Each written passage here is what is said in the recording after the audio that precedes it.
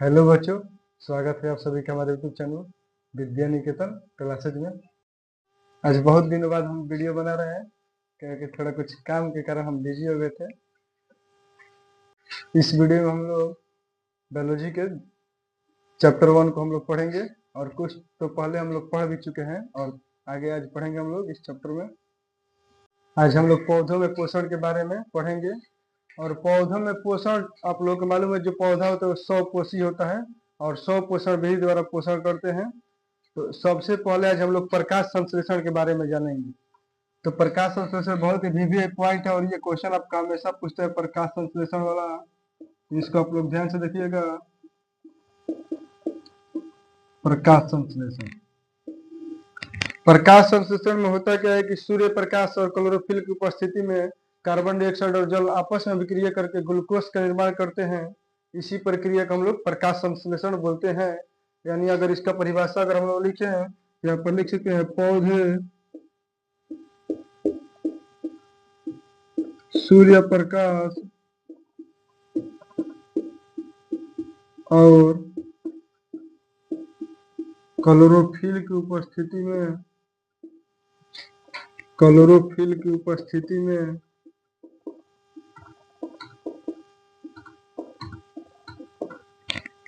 Carbon dioxide और जल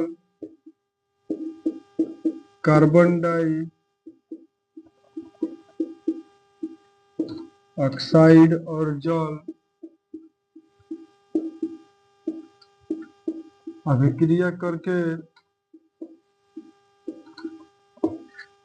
glucose का निर्माण करते हैं। अभिक्रिया करके ग्लूकोज का निर्माण करते हैं।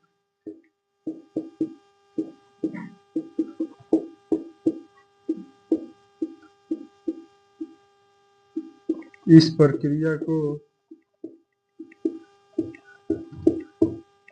प्रकाश संश्लेषण कहा जाता है।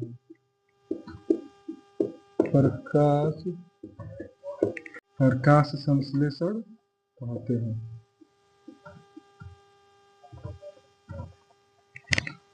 यानी कि सूर्य प्रकाश और क्लोरोफिल की उपस्थिति में कार्बन डाइऑक्साइड और जल अभिक्रिया करके ग्लूकोज का निर्माण करते हैं।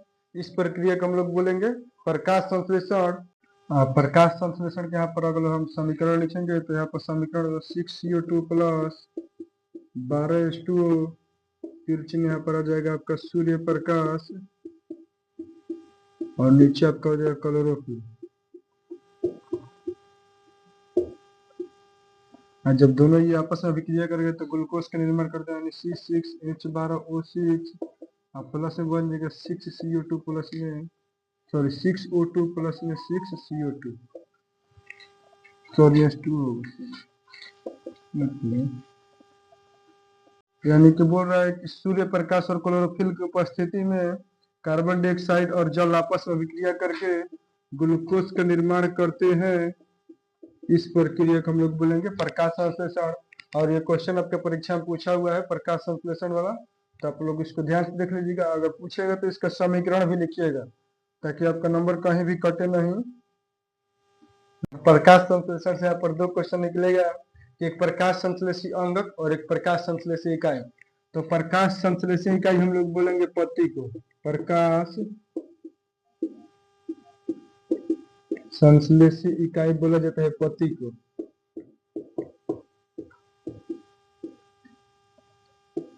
पत्ती प्रकाश संश्लेषी आपका अंगक हो जाएगा क्लोरोफिल। प्रकाश संश्लेषी अंगक आपका हो जाएगा। जो दोनों क्वेश्चन यहाँ पर लिखा है, तो प्रकाश संश्लेषी इकाई हम लोग बोलेंगे पत्ती को और प्रकाश संश्लेषी अंगक बोलेंगे हम लोग क्लोरोफिल। और क्लोरोफिल को हरित लवक भी बोला जाता है। यहाँ पर लिखना चाहे तो हम लोग लिख सकते हैं हरित लवक। ये दोनों ऑब्जेक्टिव में क्वेश्चन पूछा हुआ है, तो इसको भी आप लोग ध्यान से देख लीजिएगा। अगला आप लोग क्वेश्चन दिया प्रकाश संश्लेषण के लिए आवश्यक पदार्थ, यानी प्रकाश संश्लेषण में कौन कौन पदार्थों की जरूरत होती है, वैसे पदार्थों को हम लोग यहाँ पर देखेंगे। तो प्रकाश यहाँ पर लिखेंगे, अगर इसका उत्तर लिखना अगर हम लोग चाहेंगे तो लिखेंगे प्रकाश संश्लेषण के लिए आवश्यक पदार्थ निम्न है। आवश्यक पदार्थ निम्न है, यानी प्रकाश संश्लेषण में जो जो पदार्थ भाग लेता है उसी को हम लोग बोलेंगे आवश्यक पदार्थ। और इसमें आपका होता है सूर्य प्रकाश, यानी कि सनलाइट, इसमें जल होता है, कार्बन डाइऑक्साइड होता है यहाँ पर, कार्बन डाइऑक्साइड, इसका सूत्र होता है आप लोग मालूम होगा CO2 इसका सूत्र होता है। और एक होता है आपका क्लोरोफिल। क्लोरोफिल ये भी क्वेश्चन यहाँ से पूछता है कि प्रकाश संश्लेषण की आवश्यक पदार्थ कौन कौन है। ऑब्जेक्टिव में भी पूछा हुआ और ये सब्जेक्टिव में भी कभी कभी पूछ देगा, तो आप लोग इसको ध्यान से देख लीजिएगा। इसको भी ऑब्जेक्टिव क्वेश्चन पूछता है कि पत्तियों का रंग हरा क्यों होता है, तो आप लोग को मालूम होगा कि पत्तियों का रंग क्लोरोफिल के कारण होता है।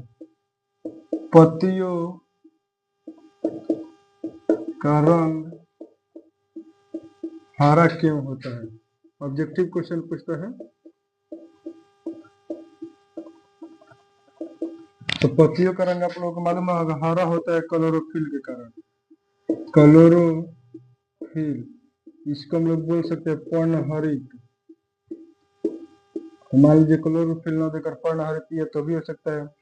और यहाँ से एक क्वेश्चन हम यहाँ से और निकाले कि पत्तियों का रंग पीला क्यों होता है। पत्तियों का रंग पीला क्यों होता है,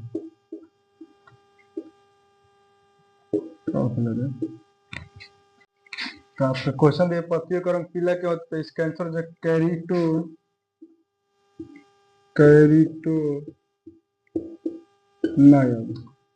कैरोटीनॉइड के कारण। आप लोग गर्मी के दिन में जो होता है पत्ती का रंग पीला हो जाता है, और इसमें क्या होता है क्लोरोफिल जो होता है क्लोरोफिल के छींट हो जाते हैं, मतलब क्लोरोफिल की मात्रा में कमी जाती है, जिसका पत्तियों का रंग आप लोगों का पीला दिखाई देता है। और पीला जो होता है उसमें मतलब कैरोटीनॉइड वर्णक पाया जाता है, जिसका पत्तियों का रंग पीला होता है। पौधों पोषण के बारे में हम लोग जान चुके हैं, तो अब हम लोग जंतु पोषण के बारे में जानेंगे। और जंतु पोषण के बारे में मतलब कि जितना मतलब मनुष्य हो गया, आपका छोटे छोटे जीव जंतु हो गए, वो कैसे पोषण करते हैं वही मतलब जंतु पोषण कहलाएगा। और जैसे कि मान लीजिए हम लोग हैं तो हम लोगों में दिया होता है पाचन तंत्र, जिसका हम लोग उसी के सहायता से पोषण करते हैं, चाहे अपना भोजन पाचन करते हैं।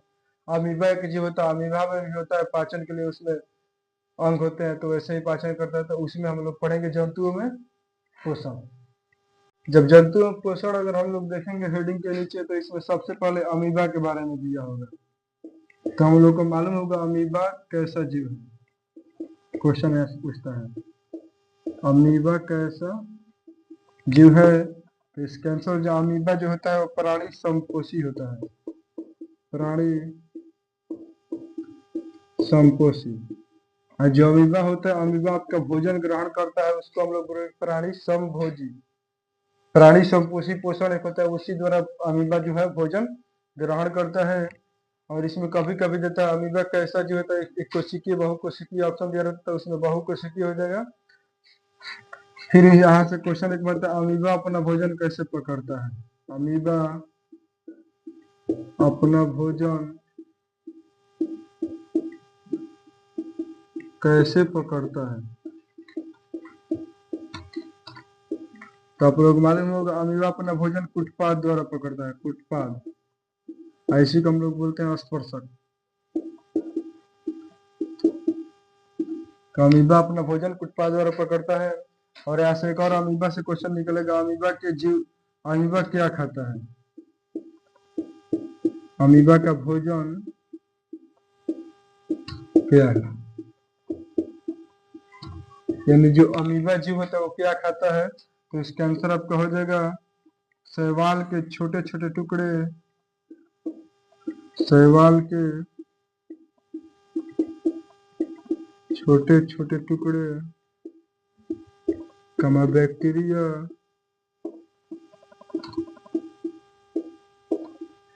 और एक डाइटम होता है, इसी को अमीबा खाता है। आदि कर लेंगे। यानी कि अमीबा का भोजन होता है शैवाल के छोटे छोटे टुकड़े, बैक्टीरिया, और एक डायटम होता है, यही अमीबा खाता है। और एक ऑब्जेक्टिव में ये पूछ सकता है कि अमीबा में पाचन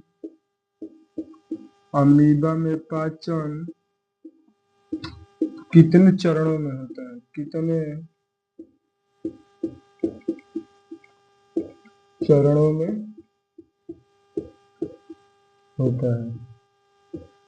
यानी अमीबा में जो पाचन होता है वो कितने चरण में होता है, तो आपके यहाँ पर 3 चरण में होता है। सबसे पहले आपका होता है अंतःग्रहण, उसके बाद होता है आपका पाचन, और लास्ट में आपका होता है बहिष्करण। यानी कि पहले आपका हो जाएगा अंतःग्रहण, और बीच में होगा पाचन, और अंतिम आपका हो जाएगा बहिष्करण। तो अब यह पाचन 3 चरण में होता है। सबसे पहले होता है अंतःग्रहण, फिर पाचन, उसके बाद होता है आपका बहिष्करण। अंतःग्रहण आपका ऐसे नहीं होगा, अंतःग्रहण पर ऐसे होगा। अमीबा से एक और क्वेश्चन बनेगा कि अमीबा में भोजन का पाचन कहाँ होता है। अमीबा में